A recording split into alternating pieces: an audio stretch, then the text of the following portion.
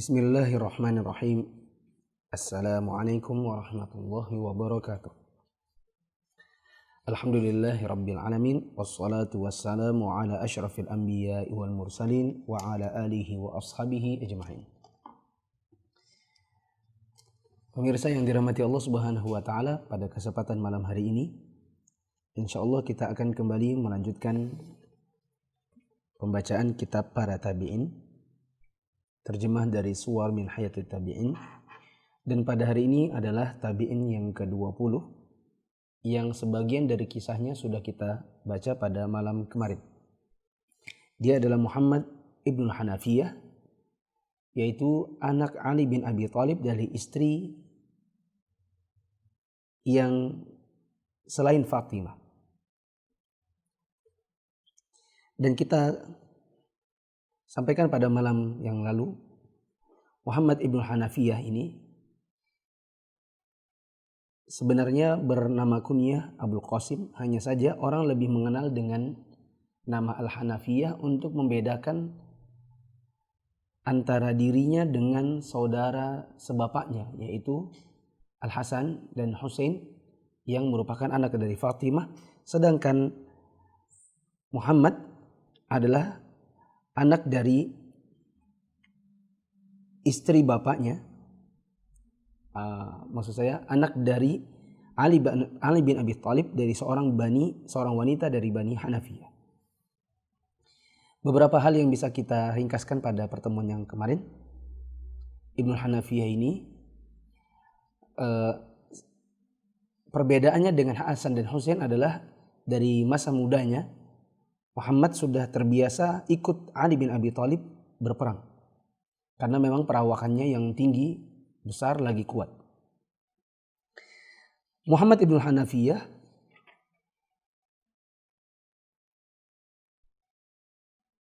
adalah salah satu dari pasukan ayahnya Ali bin Abi Thalib dalam perang Siffin melawan pasukan Muawiyah bin Abi Sufyan.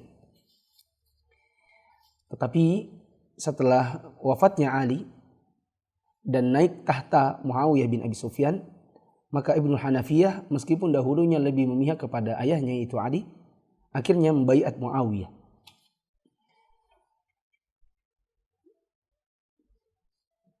Nah, pada hari ini kita akan lanjutkan kembali pembacaan di halaman 179. Disebutkan oleh penulis, hari-hari berputar lagi. Muawiyah dan putranya Yazid serta Marwan bin Al-Hakam As-Sulami, Marwan ibn Hakam, berpindah ke sisi Tuhannya. Kepemimpinan Bani Umayyah berpindah kepada Abdul Malik bin Marwan, yaitu anak dari Marwan ibn Hakam.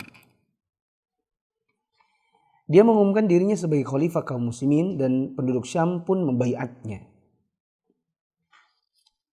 Untuk jadi pengetahuan, pengingat bahwa Abdul Malik bin Marwan adalah termasuk dari 4 sekawan yang pernah sama-sama mengucapkan cita-cita di sisi Ka'bah. Abdul Malik bin Marwan bersama 3 orang anaknya Zubair ibn al-Awwam. Di antaranya adalah Abdullah bin Zubair, yang belakangan meskipun dahulunya berteman, tetapi akhirnya mereka saling berperang karena masing-masing mengklaim dirinya sebagai khalifah dari tempat mereka berkependudukan. Khalifah sekarang adalah Abdul Malik bin Marwan. Sementara penduduk Hijaz dan Irak telah membaiat Abdullah bin Zubair, yang tadi saya katakan adalah satu dari 4 sekawan. Mereka berdua ini adalah 2 dari 4 orang yang pernah mengumumkan cita-cita bersama di dekat Ka'bah. Penduduk Hijaz dan Irak telah membaiat Abdullah bin Zubair. Setiap hari keduanya selalu menyuruh orang yang belum membaiatnya untuk membaiatnya, mengumumkan kepada manusia bahwa dia yang paling berhak atas kekhalifahan daripada rivalnya. Maka rivalitas di sini adalah antara Abdul Malik bin Marwan dengan Abdullah ibn Zubair. Barisan kaum muslimin pun terpecah lagi. Disinilah Abdullah bin Az-Zubair meminta kepada Muhammad ibn Hanafiyah untuk membaiatnya sebagaimana penduduk Hijaz telah membaiatnya. Hanya saja Ibnu Hanafiyah memahami betul bahwa baiat akan menjadikan hak-hak yang banyak di lehernya bagi orang yang membaiat. Di antaranya wajib untuk menghunus pedang, untuk menolong yang dibaiat, dan memerangi orang-orang yang menyelisihi yang dibaiat. Dan tidaklah para penyelisihnya itu melainkan sesama muslim juga. Hanya saja berbeda ijtihad. Sehingga mereka membaiat orang lain. Tidaklah orang yang berakal dan sempurna ini lupa akan kejadian dalam perang Siffin. Tahun yang panjang belum mampu menghapuskan suara yang menggelegar dari kedua pendengarannya. Kuat dan penuh kesedihan, dan suara itu memanggil dari belakangnya, "Wahai kaum muslimin, takutlah kepada Allah.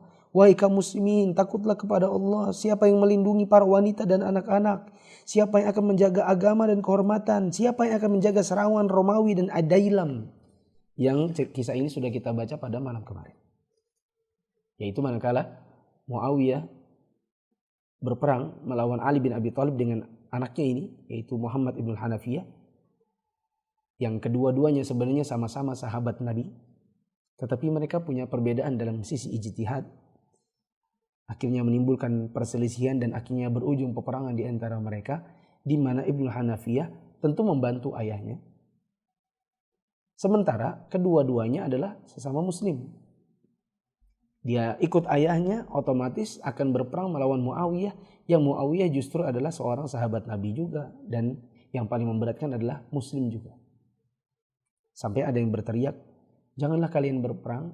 Karena kalau kalian berperang, lantas siapa nanti yang akan menjaga wanita dan anak-anak? Karena laki-laki sesama berperang." Begitu juga kalau datang orang-orang kafir menyerang, sementara kaum muslimin sendiri sesamanya telah berperang. Ya. Ini yang membuat Ibnu Hanafiyah sangat membenci perebutan kekuasaan di antara dua kubu kaum muslimin ini. Maka dia berkata kepada Abdullah bin Zubair, "Sesungguhnya engkau mengetahui dengan sebenar-benarnya bahwa dalam perkara ini, dalam perkara perselisihan siapa yang jadi khalifah ini, aku sama sekali tidak punya tujuan dan tidak ada permintaan. Aku ini hanyalah seorang dari kaum muslimin. Apabila suara mereka berkumpul kepadamu atau kepada Abdul Malik, antara kamu dengan Abdul Malik tidak tahu siapa yang dipilih, maka aku pun akan membaiat suara yang berkumpul padanya. Adapun sekarang aku tidak bisa membaiatmu, tidak bisa juga membaiatmu. Karena kedua-duanya ini berjitihad." Mulailah Abdullah mendekatinya dan berlemah lembut kepadanya dalam satu kesempatan. Dan dalam kesempatan yang lain dia berpaling darinya dan bersikap keras padanya. Hanya saja, tak lama kemudian orang-orang mulai bergabung dengan sikapnya Muhammad ibn Hanafiyah dan ikut dalam pendapatnya. Yaitu tidak memihak satu dari kedua orang yang berseteru ini. Mereka menyerahkan kepemimpinan kepada mereka. Mereka menyerahkan kepemimpinan mereka kepadanya. Yaitu kepada Muhammad ibn Hanafiyah. Sehingga jumlah mereka sampai 7.000 orang. Dari orang yang memilih untuk memisahkan diri dari fitnah. Nah, berarti belakangan ada berapa kubu? Ada 3. Ada kubu Abdullah bin Zubair. Ada kubu Abdul Malik bin Warad. Dan ada kubu tengah-tengah. Yaitu kubu yang tidak mau ke sini, tidak mau ke sana, tapi juga tidak ikut dalam kancah perebutan kekuasaan. Ya. Bukan partai ketiga. Tetapi 7.000-an orang ini enggan menjadikan diri mereka sebagai kayu bakar dari api yang menyala. Setiap kali pengikut Ibnul Hanafiyah bertambah jumlahnya, bertambah kemarahan Ibnu Zubair kepadanya. Sehingga dia pun terus mendesak untuk membaiatnya. Ketika Ibnu Zubair telah putus asa untuk merayu Ibnu Hanafiyah ini, maka dia memerintahkannya dan orang-orang yang bersamanya dari Bani Hashim dan yang lainnya untuk menetap di Syi'ib. Syi'ib itu adalah tempat terbuka antara dua bukit dan ada di kota Mekah. Dia menempatkan mata-mata untuk mengawasi grupnya Ibnu Hanafiyah ini. Kemudian dia berkata kepada mereka, "Demi Allah, Sungguh kalian harus membaiatku, kalau tidak maka aku akan bakar kalian dengan api. Kemudian dia menahan mereka di rumah-rumahnya dan mengumpulkan kayu bakar untuk mereka, lalu mengelilingi rumah-rumah dengannya hingga sampai ujung tembok.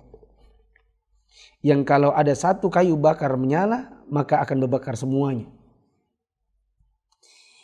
Di saat itulah sekelompok dari pengikutnya berdiri dan berkata kepadanya, ya udah kita bunuh aja Ibnu Zubair itu. Dan kita menenangkan manusia dari perbuatannya. Ya. Maksudnya apa kok maksa gitu? Kita nggak mau ikut siapa-siapa ya, kita kok diancam-ancam begitu. Kita bunuh aja. Maka Ibnu Hanafiyah berkata, apakah kita akan menyalakan api fitnah dengan tangan-tangan kita? Yang karenanya kita telah memisahkan diri dan kita membunuh seorang sahabat Rasul. Siapa yang dimaksud dengan sahabat Rasul ini? Abdullah bin Zubair. Begitu juga anak-anak dari sahabat beliau. Karena kalau kita nanti bunuh dia tentu akan dibela anak-anaknya. Tidak, demi Allah. Kita tidak akan melakukan sedikit pun apa yang menjadikan Allah dan Rasulnya murka. Berita tentang apa yang diderita oleh Muhammad ibn Hanafiyah dan para pengikutnya dari kekerasan Abdullah bin Zubair sampai ke kubu yang kedua. Siapa itu? Abdul Malik bin Marwan. Dia melihat kesempatan untuk menjadikan mereka condong kepadanya. Oh, ini kesempatan. Ya, kita rayu aja. Maka dia mengirimkan surat kepada seorang utusannya yang seandainya dia menulisnya untuk salah seorang anaknya, tentu tidak akan sehalus itu dialeknya. Dan tidak akan selembut itu penulisannya. Kalau surat ini ditulis Abdul Malik untuk anak sendiri.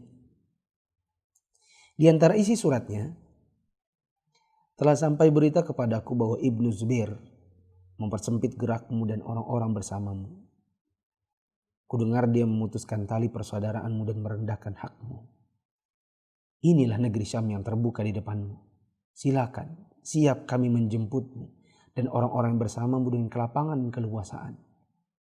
Singgahlah di Syam, di mana saja engkau mau. Niscaya engkau akan menemukan penduduknya mengucapkan selamat kepadamu dan para tetangga mencintaimu.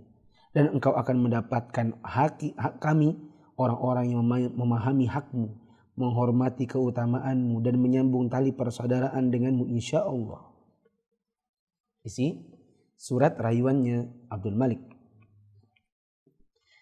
Maka maulah Muhammad ibn Hanafiyah dalam rangka apa? Ia mengamankan diri. Dia dan orang-orang yang bersamanya berjalan menuju negeri Syam. Sampainya mereka di Ublah. Ublah ini adalah negeri di utara Aqabah. Ya, sekarang nama negeri ini adalah Ilat. Sampai di sana, menetaplah mereka. Ibaratnya kalau ini adalah di Indonesia, ya dari Papua New Guinea nyampe di Sorong gitu. Ibaratlah begitu. Sementara ibu kotanya ada di Jakarta. Nah, sampai di ujung sana, mereka menetap. Penduduknya menempatkan mereka di tempat yang mulia dan bertetangga dengan mereka dengan baik. Mereka mencintai Muhammad ibn Hanafiyah dan mengagungkannya karena apa yang dilihat dari ketekunan ibadahnya dan kezuhudan serta kejujurannya. Dia mulai menyuruh mereka kepada yang ma'ruf, mencegah mereka dari yang mungkar, mendirikan syiar-syiar di antara mereka, mengadakan perdamaian dari perselisihan dan tidak membiarkan seorang pun menzalimi orang lain. Nah, rupanya sampai di negeri Abdul Malik bin Marwan, Muhammad ibn Hanafiyah ini jadi tambah pengikut karena dicintai orang. Di saat berita itu sampai ke telinga Abdul Malik bin Marwan, bikin Abdul Malik bin Marwan agak-agak cemburu gitu. Dia kemudian bermusyawarah dengan orang-orang terdekatnya. Orang-orang bilang, menurut kami, baiknya Anda jangan perbolehkan dia tinggal di kerajaan ini. Sedangkan riwayatnya sebagaimana yang Anda ketahui, Anda tidak tahu apakah dia membaiat Anda atau nanti dia kembali ke tempatnya yang semula. Ringkasnya, intinya, suruh aja dia baiat. Kalau dia tidak mau baiat, ya udah, jangan tinggal di sini. Gitu. Maka Abdul Malik menulis surat untuknya dan berkata, sesungguhnya engkau telah mendatangi negeriku dan engkau singgah di salah satu ujungnya. Dan ini peperangan yang terjadi antara diriku dengan Abdullah bin Zubair. Dan engkau adalah seorang yang memiliki tempat dan nama di antara kaum muslimin. Dan aku melihat agar engkau jangan tinggal di negeriku kecuali kalau engkau membaiatku. Bila engkau membaiatku, aku akan berikan engkau 100 kapal yang datang kepadaku dari Al-Qalzam, yaitu pelabuhan lama di Sungai Nil yang diperbaiki oleh Umar bin Khattab untuk transportasi kaum muslimin antara Fustat dengan Mekah. Kami kasih kamu 100 kapal. Ya. Dan ambillah beserta apa yang ada padanya. Bersama itu engkau juga kami kasih 1 juta dirham. Ditambah dengan jumlah yang silakan tentukan sendiri untuk dirimu, anakmu, kerabat, budak, dan orang-orang bersamamu. Tapi ya maaf, kalau engkau menolak, maka silakanlah pergi dari sini. Ternyata Muhammad ibn Hanafiyah membalas surat dari Muhammad bin Ali kepada Abdul Malik bin Marwan. Assalamualaikum, sesungguhnya aku memuji Allah yang tidak ada Tuhan yang berhak disembah selain Dia. Amma ba'du, barangkali engkau menjadikan ketakutan terhadapku, dan aku mengira engkau adalah orang yang paham terhadap hakikat sikapku dalam perkara ini.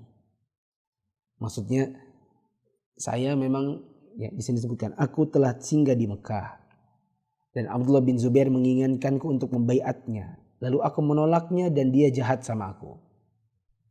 Kemudian engkau memanggilku untuk tinggal di Syam. Engkau sendiri yang ngundang. Maka aku singgah di ujung negeri tanahmu. Saya bilang tadi di Sorong. Ya. Ibaratnya masuk Indonesia tapi ada di Sorong. Maksud saya di ujungnya. Atau di Aceh, di Banda Aceh. Kemudian engkau menulis surat kepadaku. Engkau panggil saya datang sini. Tinggallah di Syam. Maka saya pun sampai di sebuah negeri di ujung tanahmu.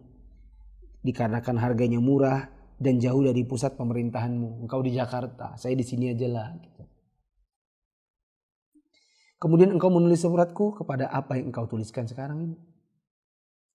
Disuruh pilih, mau baiatkah atau tinggalkan. Maka insya Allah kami pun akan meninggalkanmu. Sebagaimana dahulu meninggalkan Abdullah bin Zubair. Muhammad ibn Hanafiyah beserta orang-orang dan keluarganya meninggalkan Syam. Dan setiap kali dia singgah di suatu tempat, dia pun akhirnya diusir dan diseru untuk pergi darinya.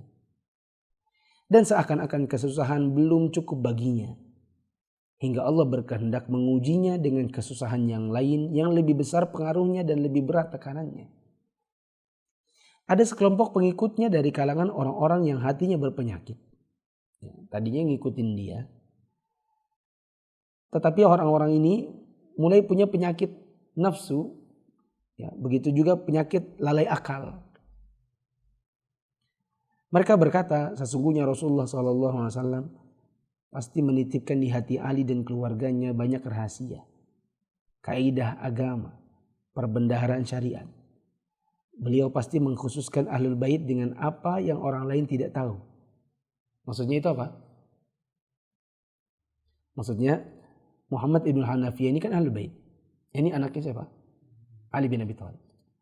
Sebagai ahli baitnya Nabi, pasti ada syariat yang disembunyikan oleh Muhammad ibn Hanafiyah. Maka orang yang alim, beramal, lagi mahir ini, Ibnu Hanafiyah memahami betul apa yang dimaksudkan oleh ucapan ini dari penyimpangan. Serta bahaya yang mungkin diseratnya atas Islam dan kaum muslimin. Khawatirnya orang akan mengkultuskan Muhammad ibn Hanafiyah. Begitu juga bisa jadi akan berbuat jelek kepada Muhammad ibn Hanafiyah. Maka dia mengumpulkan manusia dan berdiri mengkhutbahi mereka. Dia memuji Allah Ta'ala, menyanjungnya, bersalawat atas nabinya Muhammad SAW. Kemudian berkata, sebagian orang beranggapan bahwa kami ini segenap ahlul bait mempunyai ilmu yang Rasulullah SAW mengkhususkan kami dengannya dan tidak memberitahukan kepada siapapun selain kami. Dan kami demi Allah tidak mewarisi dari Rasulullah melainkan apa yang di antara dua lembaran ini. Maksudnya adalah kepada Al-Quran. Maksudnya kami diwariskan ilmu sebatas yang ada di dalam Al-Quran dan Sunnah. Ya. Dan sesungguhnya barang siapa yang beranggapan bahwa kami mempunyai sesuatu yang kami baca selain kitabullah, maka dia berdusta. Sebagian pengikutnya mengucapkan salam kepadanya berlebih-lebihan dengan berkata, Assalamualaikum ya Mahdi. Ya, karena kita tahu Imam Mahdi juga namanya siapa? Muhammad bin Abdullah. Dia mengatakan, iya aku memang Mahdi, yaitu Mahdi yang dapat petunjuk kepada kebaikan. Dan kalian pun adalah para Mahdi kepada kebaikan insya Allah. Tapi bila maksud kalian mengucapkan salam kepadaku adalah dengan menganggap aku sebagai Imam Mahdi, maka jangan. Panggillah aku dengan nama Muhammad. Sehingga salamlah dengan Assalamualaikum wahai Muhammad. Tidak berlangsung lama, kegundahan, kebingungan Muhammad ibn Hanafiyah beserta para pengikutnya tentang tempat yang mana yang akan ditenggali bersama orang-orangnya. Allah berkehendak Hajjaj bin Yusuf, ini adalah gubernurnya siapa? Abdul Malik bin Marwan, berhasil menumpas Abdullah bin Zubair. Dan agar manusia seluruhnya membaiat Abdul Malik bin Marwan. Maksudnya itu gini, kan sudah diusir dari Mekah, pindah ke Syam. Sampai di sana diperlakukan yang sama, yaitu disuruh pilih baiat atau pergi. Kalau dulu Abdullah bin Zubair menyuruh apa? Baiat atau kami bakar rumahnya dan perkampungan kalian ini. Ya. Dalam keadaan bingung, tinggal di sini salah, tinggal di sana salah. Memilih keluar dari kedua-duanya, orang-orang juga masalahnya saling memihak. Ya kan?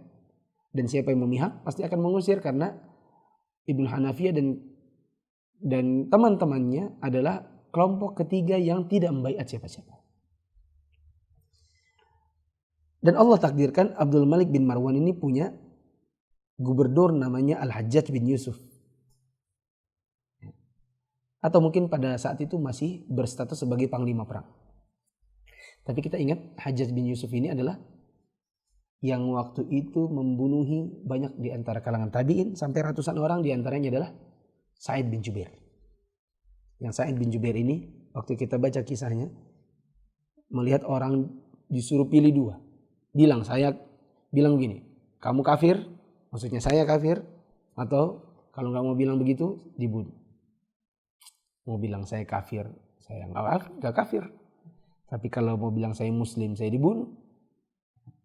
Sehingga Abdullah bin Zubair pun akhirnya melarikan diri ke Mekah, tinggal di sana sampai Allah berkehendak. Akhirnya Sa'id bin Jubair akhirnya pun ditangkap dan belakangan pun dihukum mati oleh si gubernur yang kejam ini, Hajjaj bin Yusuf Al-Thaqafi. Al-Hajjaj bin Yusuf menumpas Abdullah bin Zubair. Kemudian diceritakan dia berhasil untuk apa namanya ini kalau begini? Yang orang diginikan itu. Bukan disalib. Ya, dipasung. Ya. Dipasung Abdullah bin Zubair, disiksa sampai akhirnya beliau wafat. Karena memang Hajjaj bin Yusuf ini adalah orangnya kejam. Tapi kita juga tidak mengatakan bahwa yang benar dalam hal ini adalah Abdullah bin Zubair. Hanya lantaran Abdul Malik bin Marwan itu punya Hajjaj. Ya. Mereka masing-masing berijtihad. Karena masing-masing punya daerah kekuasaan. Ada yang di Hijaz dan Irak. Ya. Ada yang di Syam. Ya. Masing-masing punya daerah. Lalu masing-masing mengumumkan dirinya sebagai khalifah. Dan kalau ada 2 khalifah mau tidak mau perang. Ya, kita tidak mengatakan Abdul Malik bin Marwan yang benar atau Abdullah bin Zubair yang benar. Karena masing-masing itu berijtihad. Lepas dari keberadaan orang kejam namanya Hajjaj itu ada di pihaknya siapa. Akhirnya manusia membaiat Abdul Malik bin Marwan. Maka Ibnu Hanafiyah pun menulis surat kepada Abdul Malik bin Marwan dan berkata, kepada Abdul Malik bin Marwan Amirul Mukminin dari Muhammad bin Ali. Amma ba'du, sesungguhnya setelah aku melihat perkara ini kembali kepadamu, akhirnya kepemimpinan Abdullah bin Zubair hilang dan manusia membaiatmu, maka aku seperti orang dari mereka. Aku juga membaiatmu untuk wali kotamu di Hijaz dan aku mengirimkan baiat ini secara tertulis. Wassalamualaikum. Tapi catatannya, ini bukan karena takut. Nah, kalau dia mau, dia bisa saja berpihak kepada salah satu dari keduanya dari awal gitu. Bahkan dia pun bisa jadi kelompok ketiga. Tadi kan sempat disebutkan. Ya, sempat disebutkan oleh orang-orang terdekatnya Abdul Malik bin Marwan. Kami melihat bahwa seandainya mereka ini pun mau berperang, maka mereka bisa jadi pemenangnya gitu. Ketika Abdul Malik bin Marwan membacakan surat tersebut kepada para sahabatnya, maka mereka berkata, seandainya Muhammad ibn Hanafiyah ingin memecah tongkat ketaatan, mereka tidak mau membaiat kepadamu, mereka membuat perpecahan dalam masalah ini, niscaya dia mampu melakukannya dan niscaya engkau tidak akan bisa mengalahkan dirinya. Maksudnya apa? Ini kan Abdullah bin Zubair sudah hilang nih. Muhammad ibn Hanafiyah berbaiat siapa? Abdul Malik bin Marwan. Tadi saya beri catatan bukan karena takut. Ya, ini adalah bukan karena takut. Bukan misalnya ada 2 geng kelahi gitu kan. Bacok-bacokan, satu menang. Terus yang satunya sudah aku ikut. Karena takut dibacok juga. Ini bukan karena takut. Karena orang-orangnya Abdul Malik bin Marwan pun bahkan berkata, seandainya Muhammad ibn Hanafiyah tidak mau membaiat dan dia jadi kubu berikutnya, kubu setelah Abdullah bin Zubair, niscaya dia akan mampu melakukannya dan Anda Abdul Malik yang sudah jadi Amirul Mukminin tidak akan mampu mengalahkannya. Maka tulis saja kepadanya perjanjian dan keamanan serta perjanjian Allah dan Rasulnya agar dia dan sahabat-sahabatnya tidak akan diusir dan tidak akan diusir. Udah gitu aja sudah. Daripada nanti kelahi. Abdul Malik kemudian menulis surah hal tersebut kepadanya. Hanya saja Muhammad ibn Hanafiyah tidak hidup lama setelah itu. Allah telah memilihnya untuk berada di sisinya dalam keadaan ridho dan diridhoi. Semoga Allah memberikan cahaya kepada Muhammad ibn Hanafiyah di dalam kuburnya. Dan semoga Allah menyinari ruhnya di dalam surga. Dia termasuk orang yang tidak menginginkan kerusakan. Dia termasuk orang yang tidak menginginkan kerusakan di bumi. Dan tidak pula menginginkan ketinggian di antara manusia. Nah, wallahu a'lam bishawab.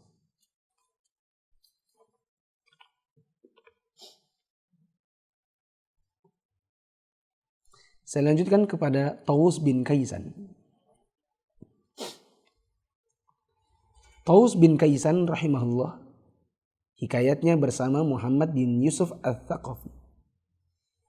Perlu diketahui Muhammad bin Yusuf al-Thaqafi ini adalah saudara kandungnya Hajjaj. Yang disebutkan bahwa Muhammad bin Yusuf ini menyamai kekejaman Hajjaj, tapi tidak punya hafalan seperti Hajjaj. Ya, dia ini saudara kandung, tapi kalau Hajjaj bin Yusuf meskipun galak-galak, kejam-kejam gitu, tapi hafal Quran. Tidak seperti saudaranya satu. Bersama 50 bintang, sahabat Nabi Muhammad SAW dari bintang-bintang berhidayah yang bersinar, cahayanya meliputinya, dan terpancarlah cahaya atasnya, cahaya di hatinya, di lisannya, dan cahaya yang berjalan di hadapannya. Taus ini lulus di bawah asuhan 50 penghulu madrasah Nabi Muhammad SAW. Bayangkan ada seorang, gurunya 50 orang, sahabat semua. Kita aja di zaman sekarang cuma belajar kepada 5 syekh udah bisa ngajar gitu. Cuma 5 orang ya syekh. Bagaimana kalau 50 dan para sahabat Nabi yang menjadi guru? Tentu ini isinya lautan ilmu. Bila kita saja secangkir ilmu. Dia lulus di bawah asuhan 50 penghulu madrasah Nabi Muhammad. Dia ibarat potret dari sahabat Rasulullah dengan kedalaman iman, kejujuran kata, merasa tidak butuh kepada dunia yang fana, mati dalam keridhaan Allah, dan menyuarakan perkataan yang benar walaupun mahal harganya. Madrasah Nabi SAW telah mengajarinya bahwa agama adalah nasihat bagi Allah, kitabnya, Rasulnya, para imam kaum muslimin, dan para orang awamnya. Pengalaman hidup telah menunjukinya bahwa kebaikan seluruhnya bermula dari pemimpin dan berakhir padanya. Bila pemimpin baik, rakyat baik. Bila pemimpin rusak, rakyat rusak. Dialah Zakwan bin Kaisan yang dijuluki Taus. Taus itu burung yang indah bentuknya, panjang lehernya, dan bagus ekornya. Burung apa kalau itu di sini? Burung merak. Dia itu adalah dijuluki Taus, yaitu merak. Jadi kalau ada orang namanya Taus, itu adalah si burung merak, yakni indah. By the way, merak itu ada yang jantan kan pastinya. Nah, jadi kalau merak tidak mesti laki-laki ya, tidak mesti apa? Betina. Dialah Zakwan bin Kaisan yang berjulukan Taus. Ini adalah julukan yang disandangkan kepadanya karena pada zamannya dia adalah meraknya para ulama dan pemimpin mereka. Taus adalah penduduk Yaman. Wilayah Yaman ketika itu dipegang oleh Muhammad bin Yusuf Ats-Tsaqafi, saudara kandungnya Hajjaj bin Yusuf. Al-Hajjaj telah mengutusnya sebagai gubernur atasnya. Setelah kekuasaannya menjadi besar, kekuatannya bertambah dan juga bertambah wibawanya. Dan itu setelah dia berhasil mengalahkan Abdullah bin Zubair. Muhammad bin Yusuf terkumpul pada dirinya banyak sekali kejahatan saudaranya Al-Hajjaj. Tapi dia tidak punya perhiasan kebaikan Al-Hajjaj. Apa maksudnya? Kejamnya bareng, tapi hafalannya tidak seperti Hajjaj. Di antara para ulama ada yang mengatakan Hajjaj itu hafal Quran. Pada suatu pagi yang dingin dari hari-hari musim dingin, Taus bersama Wahab bin Munabbih masuk menemui Muhammad bin Yusuf. Meskipun kejam, tapi dia datang kepada pemimpin bukan dalam rangka untuk menjilat, tetapi untuk menasihati biasanya. Setelah keduanya mengambil tempat duduk di sisi Muhammad bin Yusuf, mulailah Taus menasihatinya, memberikan motivasi dan ancaman. Antum bayangkan, mungkinkah itu dilakukan oleh orang-orang di zaman sekarang? Sebenarnya mungkin, cuman masalahnya kesempatan. Begitu juga birokrasi, begitu juga adanya protokol-protokol yang membuat kita harus dibatasi. Sementara kita ingin mungkin menyampaikan nasihat kepada pemimpin. Mulailah Taus menasihatinya, memberi motivasi dan ancaman, sedangkan manusia duduk di hadapannya.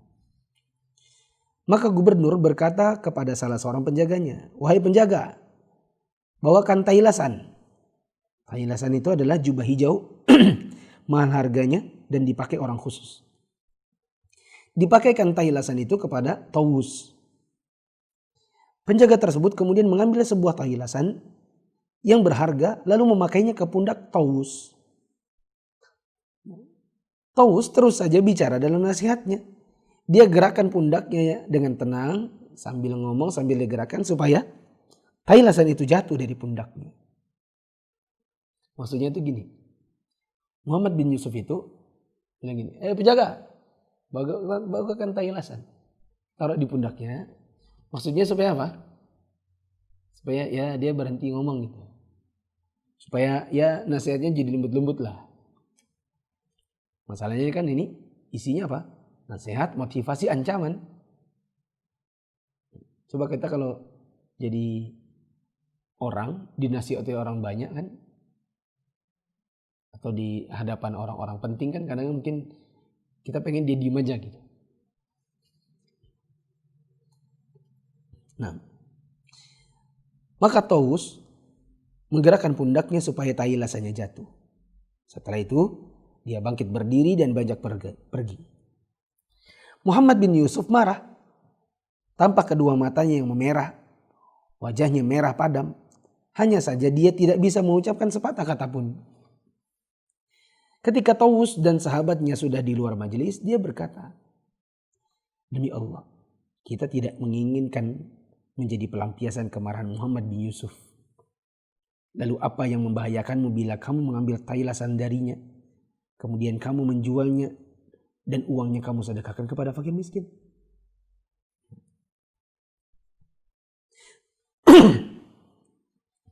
Ini perkataan Wahab bin Munabbih kepada Tawus. Maksudnya, ya alhamdulillah aja kita tadi enggak lama-lama. Takutnya kalau kita lama-lama dia marah, bisa dijadikan sasaran kita. Jadikan apa ini? Samsak.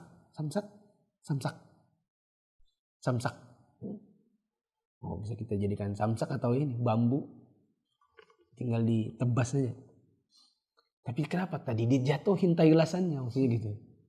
Coba tadi nggak usah digini kan dia ada di pundak, kita ambil, kita bisa jual. Maka Tawus berkata, itu yang kamu ucapkan. Kalau bukan karena ketakutanku dari perkataan para ulama setelahku. Ya. Apa yang ditakutkan Tawus? Ulama-ulama setelahnya nanti akan bilang begini. Dulu Tawus saja ngambil. Ya. Ayo kita ambil sebagaimana Tawus juga dulu ngambil. Saya takut mereka ngikut begitu. Kemudian mereka tidak berbuat pada apa yang mereka ambil seperti apa yang kamu katakan. Tadi kan Wahab bin Munabbih maksudnya apa? Harusnya diambil aja. Kita bisa jual, kita sedekahkan uangnya. Ya. Maka Tawus bilang begini. Yang saya takutkan adalah orang-orang setelah saya akan bilang begini. Tawus saja ngambil, ayo kita ambil. Tapi tidak dijual dan tidak disedekahkan sebagaimana saat ini kita mengambil. Seakan-akan Muhammad bin Yusuf ingin balas dendam kepada Tawus. Gara-gara jengkel kan dinasihati. Itu tadi. Makanya disebutkan oleh penulis Muhammad bin Yusuf ini mewarisi sifat-sifat kakaknya juga. Atau saudaranya ini. Kembar-kembar dalam kejahatannya. Tapi tidak punya kebaikan-kebaikannya. Ya. Sudah bagus-bagus orang menasihati. Yang dilakukan adalah malah dia ingin balas dendam kepada Tawus. Dia kemudian memasang tali perangkapnya. Maaf, kalau Hajjaj bin Yusuf bagaimana? Semoga saya nggak salah ya. Antum bisa cek nanti. Ingat-ingat di kisahnya Hasan al-Basri. Waktu Hasan al-Basri mendatangi Hajjaj bin Yusuf. Tapi dia sambil qomat kamit. Ya Allah, jadikanlah kemarahannya sebagai kemarahan yang dingin, sebagaimana dulu engkau mendinginkan api yang dimasukkan di dalamnya siapa? Ibrahim. Dengan doanya itu Allah mengabulkannya. Al-Hajjaj kemudian mendengarkan nasihatnya Al-Hasan al-Basri. Lalu kemudian berbuat baik kepadanya. Nah, kalau Muhammad bin Yusuf ini enggak. Dinasihati Tawus, apa yang dilakukannya? Malah mau dia perangkapin, mau dia diprank. Dia telah menyiapkan sebuah kantung isinya 700 dinar emas. Lalu dia memilih orang yang cerdik dari para bawahannya. Dia berkata kepadanya, bawa kantung ini kepada Taus dan perdayai dia bagaimana caranya supaya dia ambil. Bila dia mengambilnya darimu, maka aku akan perbanyak pemberian untukmu. Aku akan kenakan pakaian kepadamu dan aku akan menjadikan kamu orang dekat. Kalau kamu berhasil memperdayai Taus. Orang itu keluar dengan membawa kantung tersebut hingga dia mendatangi Taus di sebuah desa dekat Sana'a bernama Al-Jannat, di mana dia tinggal di sana. Sana'a di mana? Di Yaman. Ya, karena kan saya sudah sebutkan ya bahwa Taus ini adalah penduduk Yaman. Dan Muhammad bin Yusuf gubernur di sana. Sesampainya dia di sisinya, orang utusan tadi, dia mengucapkan salam berlemah lembut kepada Taus. Dia berkata, wahai Abu Abdurrahman, ini hadiah dari gubernur untukmu. Taus bilang, oh saya nggak punya hajat untuk yang begini-begini. Maksudnya, enggak, saya nggak mau. Dengan berbagai jalan dia merayunya agar mau menerimanya, tapi ditolak oleh Taus. Dia pun berusaha memuaskannya dengan berbagai argumen, tapi ternyata tetap ditolak. Tidak ada jalan lain baginya kecuali dia manfaatkan kelengahan Taus. Saat Taus lengah, dilemparkannya kantung tersebut ke lubang jendela yang terdapat di dinding rumahnya Taus. Lalu dia pulang kembali kepada gubernur Muhammad bin Yusuf ini dan berkata, Taus sudah ambil kantungnya. Wahai gubernur. Muhammad bin Yusuf gembira dibuatnya dan dia pun diam. Setelah berlalu beberapa hari, dia utus 2 orang pembantunya. Kan tadi mau diprank kan? Ya. Setelah berlalu beberapa hari, dia utus 2 orang pembantunya dan bersamanya adalah orang yang telah membawa kantung kepada Taus. Dia menyuruh keduanya untuk berkata kepadanya, sesungguhnya utusan gubernur sudah salah memberikan harta kepadamu. Ia diutus kepada orang lain, orang ini, maksudnya utusan yang pertama tadi. Diutus kepada si fulan, nah, ternyata dia datang kepadamu dan kami datang ke sini untuk mengambil kembali darimu. Dan kami akan bawa kembali kepada gubernur Muhammad bin Yusuf. Ini pranknya, dikasih tapi maksudnya udah seneng-seneng diambil kembali. Ya siapa tahu ternyata 700 dinar itu sudah dibelikan misalnya unta, dibeliin makanan, dibeliin apa gitu kan. Baru sekarang mana duitnya? Kemarin salah. Aduh udah telanjur dibeliin unta, udah telanjur beliin kuda. Gimana kembalikannya?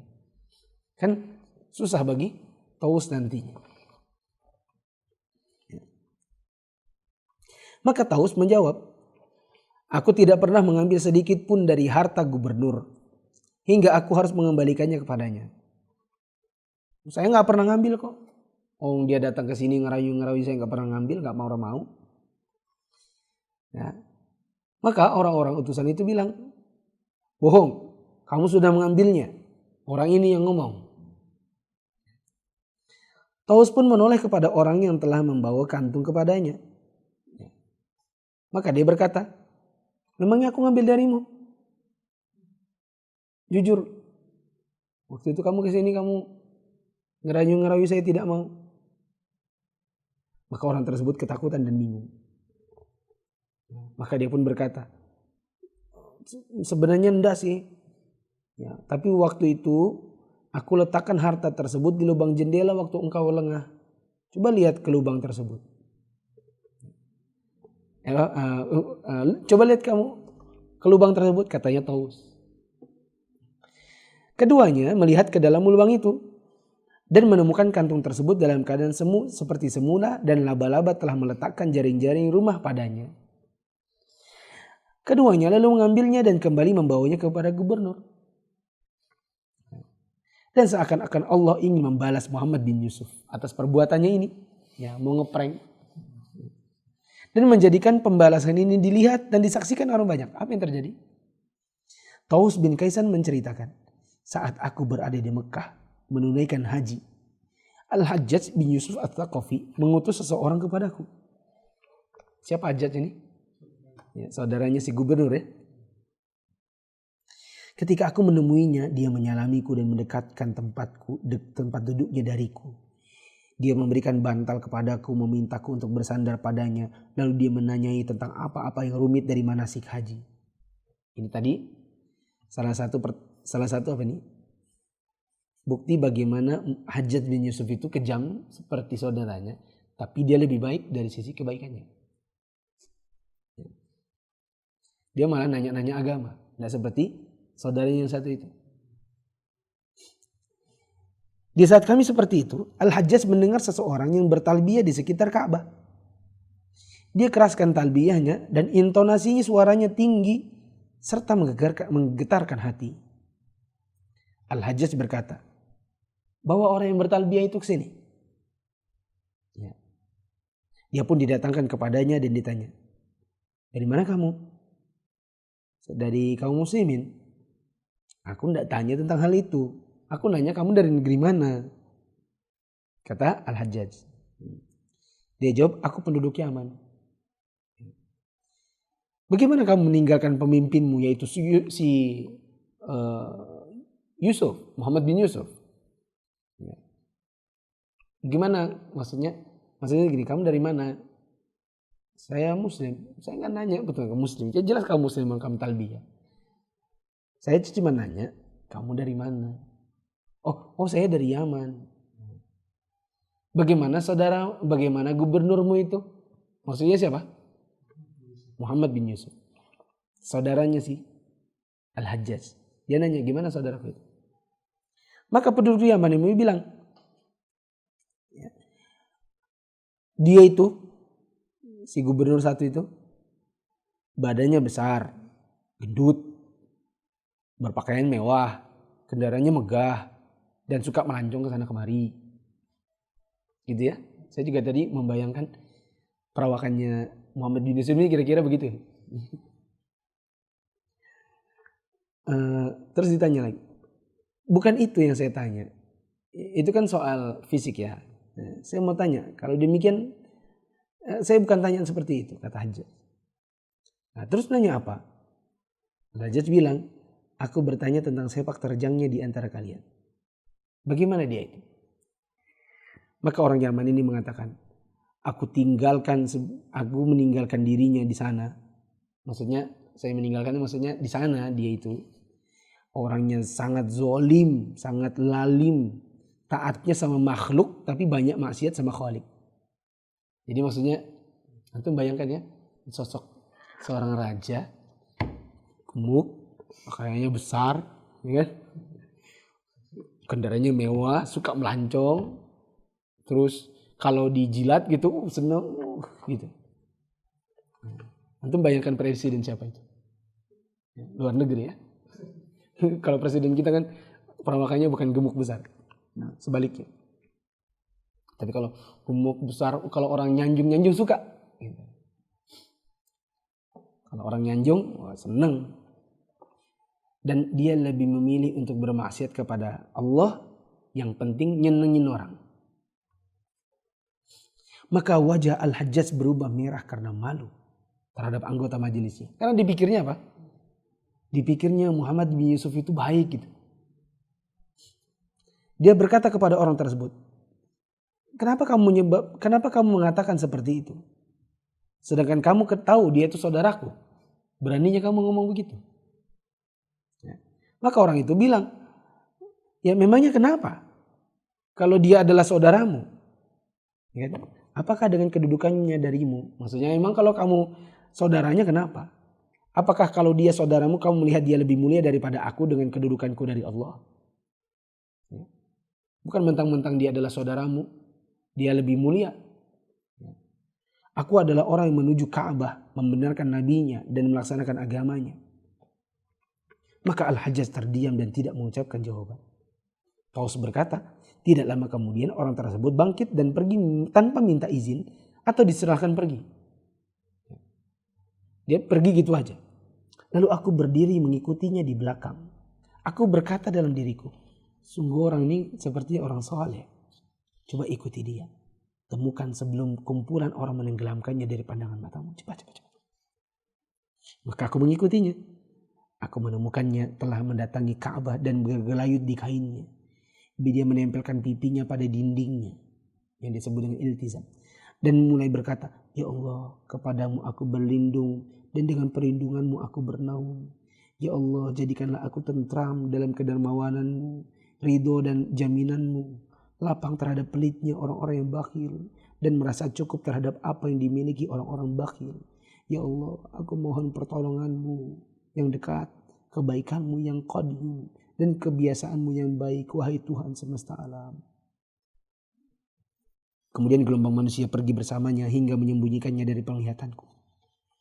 Maka aku merasa yakin bahwa tidak ada jalan untuk berjumpa lagi dengannya setelah itu. Hingga di saat sore hari Arafah, aku melihatnya telah bertolak bersama manusia.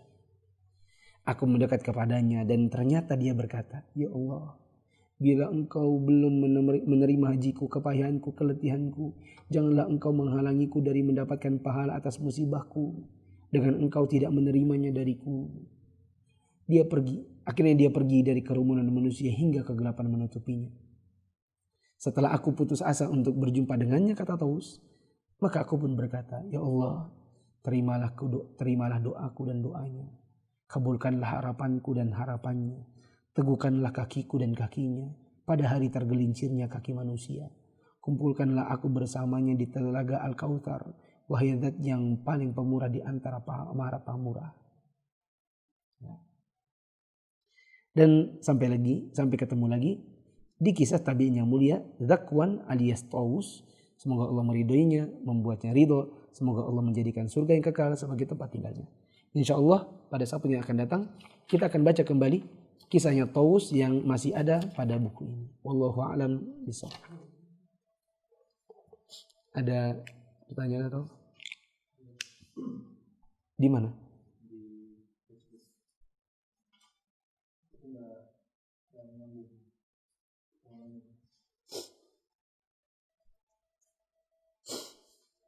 Kalau di YouTube?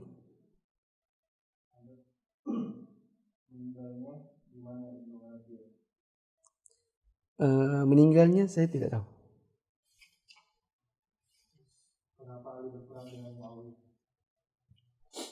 Ijtihad dalam soal siapa yang lebih berhak untuk menjadi khalifah. Tema besarnya adalah kepemimpinan, hak kekhalifahan. Akan tetapi meskipun demikian kita tidak boleh mengatakan kedua orang sahabat ini antara Ali dengan Muawiyah adalah dua orang yang gila kekuasaan. Karena kita meyakini bahwa semua sahabat itu mereka adalah orang yang adil. Kata Allah Subhanahu wa taala, radhiyallahu anhum wa radu'an. Allah radhiyallahu anhum, Allah ridho kepada mereka, wa radu anhu, dan mereka pun ridho kepada Allah. Maka kita yakin bahwa para sahabat itu adalah orang-orang yang adil. Adalah orang-orang yang memiliki keikhlasan hati, mengikuti Nabi SAW. Tetapi mereka tetap manusia biasa yang mereka pasti punya kekurangan, mereka pasti punya kesalahan. Dan di antara para sahabat Nabi ini ada yang memiliki ijtihad yang ijtihadnya bertentangan. Satu dari mereka pasti benar dan satunya pasti salah. Ya. Sehingga meskipun akhirnya kita mengatakan yang lebih berhak adalah Ali, maka tetap tidak berhak untuk kita mencela Muawiyah bin Abi Sufyan. Ini akidah seorang muslim, yaitu menjaga dirinya dari berkomentar buruk kepada salah seorang dari sahabat Nabi, meskipun mereka memiliki kekurangan pribadi. Karena mereka manusia biasa. Dan saya katakan, bila ada orang, meskipun seorang da'i, berani mencela salah seorang dari sahabat Nabi, ketahuilah orang ini pasti punya pemikiran bid'ah. Wallahu a'lam.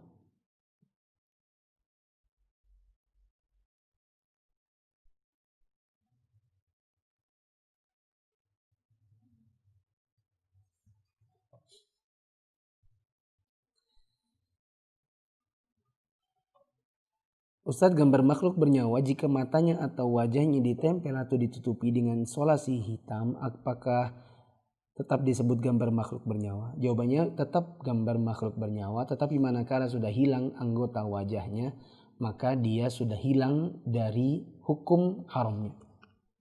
Nabi SAW mengatakan, as-suratu ar-ra'su fa idza qutiya ar-ra'su fala surah. Sungguhnya gambar makhluk bernyawa itu terletak pada kepalanya, dan yang punya kepala itu ada dua, manusia dan hewan. Maka bila sudah dihilangkan kepalanya atau minimal dihilangkan wajahnya, maka hilang hukum gambarnya. Tetapi ini yang saya maksud adalah bila dia sudah tercetak ya. Bila sudah tercetak, misalnya gambar foto ya, kemudian sudah terlanjur tercetak, kita baru tahu hukumnya, lalu kita tempel dengan isolasi pada bagian-bagian matanya. Tentu isolasinya bukan isolasi bening tapi ya. Di YouTube ada apa? Hah? Apa yang dimaksud zina adalah utang? Apakah utang itu utang harta? Jadi orang tersebut sering kehilangan harta? Atau ada maksud lain? Atau ada maksud yang lain? Saya belum tahu. Terus? Nggak ada lagi. Subhanakallahumma wa bihamdika asyhadu an la ilaha illa anta astaghfiruka wa atubu ilaik. Insyaallah untuk hari Senin dan Selasa besok adalah live chat. Dan live chat insyaallah kita akan batasi, tidak ada di Facebook. Yang ada di Facebook adalah kajian. Begitu juga di YouTube. Sedangkan kalau yang live chat hanya ada di Instagram dengan YouTube saja insyaallah. Sedangkan Facebook tidak. Maka teman-teman yang tidak punya Instagram bisa menyaksikan lewat YouTube dan tidak lewat Facebook. Subhanakallahumma wa bihamdika asyhadu an la ilaha illa anta astaghfiruka wa atubu ilaik. Wassalamualaikum warahmatullahi wabarakatuh.